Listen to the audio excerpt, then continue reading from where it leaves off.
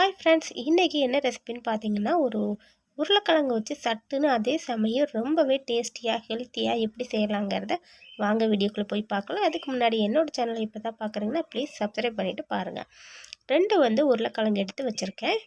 இது ஈவினிங் நேரத்தில் நம்ம செஞ்சு கொடுக்குறப்போ ரொம்பவே ஹாப்பியாகிடுவாங்க. அதே சமயம் நமக்கு ஹெல்த்தியாக கொடுத்த ஒரு சந்தோஷமும் இருக்குங்க. கண்டிப்பாக ட்ரை பண்ணி பாருங்கள்.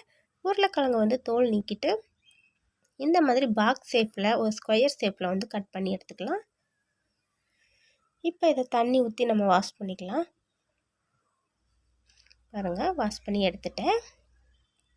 அடுத்தது பார்த்திங்கன்னா, இந்த பவுலில் கொஞ்சமாக உப்பு சேர்த்து அது கூடவே கொஞ்சமாக தண்ணியும் சேர்த்துக்கிறேன். இப்போ இந்த உருளைக்கிழங்கை சேர்த்துக்கலாம். இதை அப்படியே எடுத்து நம்ம ஒரு துணியில் போட்டு காய வச்சிடலாம். தண்ணி இல்லாமல் கொஞ்சம் தண்ணி இந்த மாதிரி டவல் வச்சு நம்ம எடுக்கிறப்ப தண்ணி போயிடும். இப்போ ஒரு கடாய் வச்சு எண்ணெயை ஊற்றி சூடு பண்ணிக்கலாம். இப்போ கட் பண்ணி வச்சுருக்கதை எடுத்து கொஞ்சம் கொஞ்சமாக நம்ம சேர்த்துக்கலாம். வீடியோவை முழுசாக ஸ்கிப் பண்ணாமல் பாருங்கள். அடுத்ததை பார்த்திங்கன்னா, நான் கொஞ்சமாக கார்ன்ஃப்ளவர் மாவு போட்டுக்கிறேன். ரெண்டுக்குமே பார்த்திங்கன்னா கொஞ்சம் டிஃப்ரெண்ட் இருக்குங்க. ஏன்னா ஒன்று நம்ம கார்ன்ஃப்ளவர் மாவு போடாமல் யூஸ் பண்ணியிருக்கிறேன். இன்னொன்று கார்ன்ஃப்ளவர் மாவு போட்டு யூஸ் பண்ணியிருக்கிறேன்.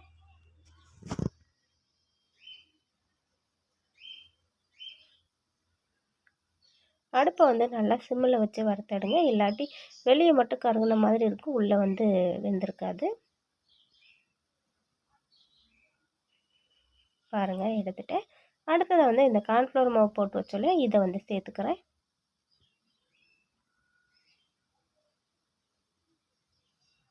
என்னோடய சேனலில் பார்த்தீங்கன்னா நிறைய வீடியோஸ் போட்டிருக்கேன். ப்ளீஸ் சப்போர்ட் பண்ணுங்கள்.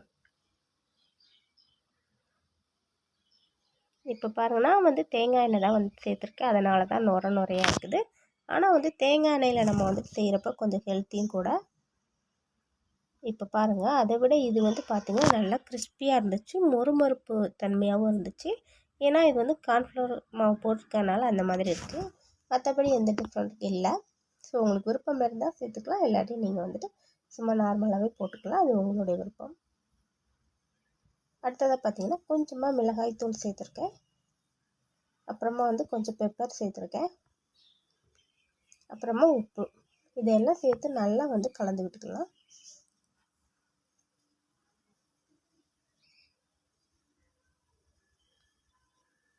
கலந்து விட்டதுக்கப்புறமா நம்ம இது கூட சாஸ் வச்சு சாப்பிட்டோன்னா ரொம்பவே டேஸ்ட்டாக இருக்குங்க.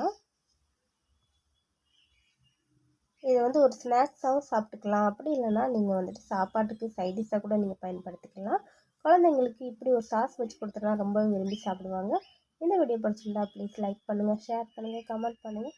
மறக்காமல் சப்ஸ்கிரைப் பண்ணி பக்கத்தில் இருக்க பெல் பட்டனை கிளிக் பண்ணிக்கோங்க. அடுத்த ஒரு ரெசிபியில் சந்திக்கலாம். பாய்.